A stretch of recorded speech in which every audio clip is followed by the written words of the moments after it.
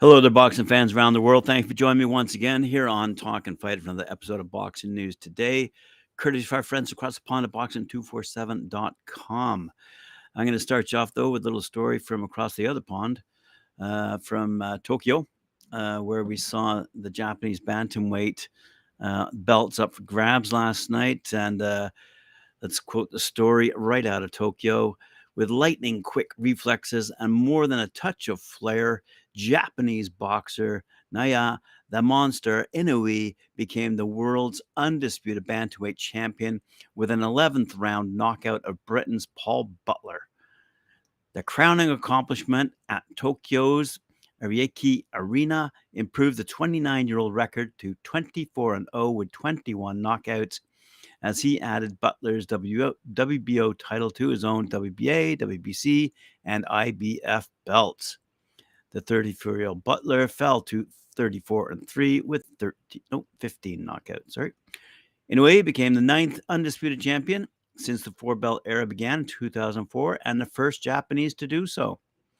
In what he said would be his final bout as a bantamweight before moving up to super bantam, Inoue dominated from the opening bell, starting slowly but turning up the intensity and showmanship as the fight developed. He said, "Today, I achieved my goal. Bantamweight is no easy division, and I was able to unify all 4 championships by taking each fight as being at the utmost importance as I pursued my objective. Now with 4 titles, I'm thinking about moving up to super bantam." There you go, sports fans. A little bit of boxing news out of Japan.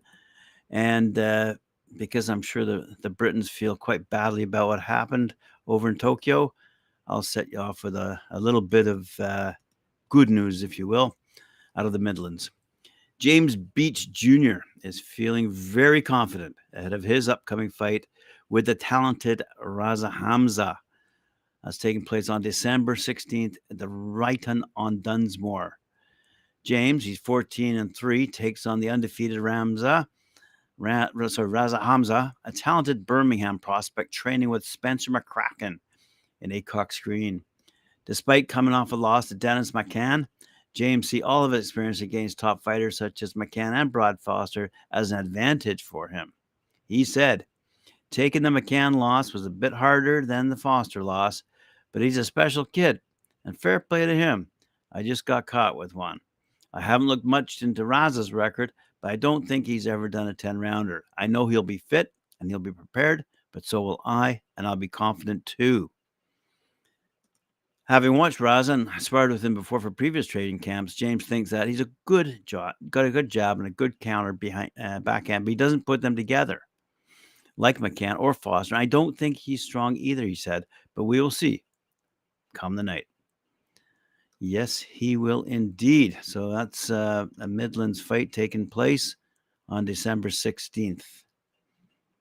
For all you UK fans out there. For you American fans on the East Coast, it seems like we have a bit of bad news. We had a fight taking place in Atlantic City on December 17th, and it certainly looks like that has been postponed, as we were informed by Rising Star Promotions. Due to unforeseen circumstances, the December 17th fight, promoted by Rising Star Promotions, has been postponed. Said Thomas Cornflake Lamana of Rising Star, "I deeply regret to inform everyone that the event will need to be postponed until a later, more suitable date. I personally take extreme pride in the quality of the fan-fighter experience of our events, and with such a short time frame to go, we just could not pull it off due to last-minute inconveniences that were far beyond our control. Thank you for all your understanding in this unfortunate matter." So the new date will take place in early 2023, and it will be announced shortly, according to Lamana. Let's move along quickly to Split T, a good management group with a great roster, including a few people who names we're familiar with here on Talk and Fight, and they emerged victorious. Most recently, Split T, like us to know that the former undisputed lightweight champion Teofimo Lopez, who took on Sandor Martin in a WBC eliminator bout over at Madison Square Garden, emerged victorious. Earlier in the day, IBF bantamweight champion Ebanie Bridges made her first title defense when she took on Shannon O'Connell and also emerged victorious. And if that wasn't enough, 2020 United States Olympian Tiger Johnson, also taking part in the festivities at Madison Square Garden, battled Mike Ohan Jr. and also emerged victorious. So congratulations to Split Team Management and their emerging amazing roster of talent. Good stuff. All righty, let's have a quick look and see if there's anything else. Oh, I know. I was going to tell you a little bit about the Teofimo Lopez fight, which was close, and I didn't cover it as well as I should have yesterday. So I'm going to give you a little bit of background on the actual fight, because Lopez had hoped to return to his hometown, New York City, with the kind of performance that would continue with that takeover back on track. Instead, a split decision victory over Sandor Martin at Madison Square Garden raised more questions than it answered. And certainly several fighters did come out and say, what's going on the Lopez side of things? Anyway, two judges saw it his way by scores of 97-92 and 96-93, while a third scored it in favor of Martin by a score of 95-94. So certainly a close battle. Lopez is now 18-1. 18-1 with 13 knockouts, but he struggled mightily with the mobile southpaw from Spain. Being dropped by a counter right hook in round number 2, the 25-year-old Lopez never found an answer for that punch, but remained aggressive throughout the ESPN televised main event. Said Lopez, "It's so hard to fight somebody like this when they're running the whole time. Every time this guy committed, I countered, and I got him every time. He just ran the whole time."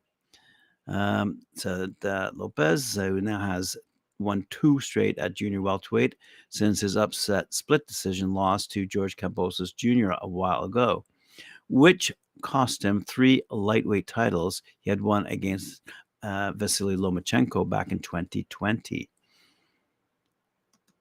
I apologize to everyone tonight. This is not how we perform, but listen, our dancer partner was running the whole time.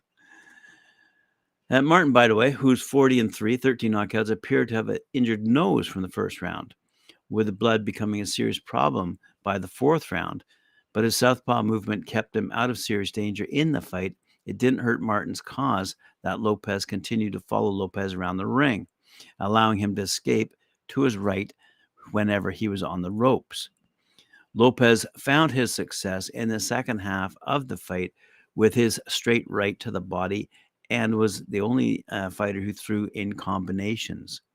Martin, out of Barcelona, Spain, was content to land one at a time and rarely let his straight left hand go. The crowd began to boo the fight in round number 9 as Martin moved and Lopez stalked, with the fight no closer to a conclusion than in the earlier rounds. Despite the difficulty in pinning down a moving target, Lopez says he feels ready for the top junior welterweights. "I would love to fight Josh Taylor. I would love to fight Regis Prograis, or even a rematch with George Kambosos," said Lopez. Wow. That loss, by the way, snaps an 11-fight winning streak for Martin, who made his name in the United States with a majority decision win over Mikey Garcia 14 months ago. Well, there you have it, boxing fans. All the news fit to print today. Thank you very much for joining me here on Talk and Fight. Appreciate it. Remember to like, share, subscribe, hit that notification bell. We'll see you later on at 4 p.m. when we join Mike Gore and Cedric Ben for their show, Knuckle Up.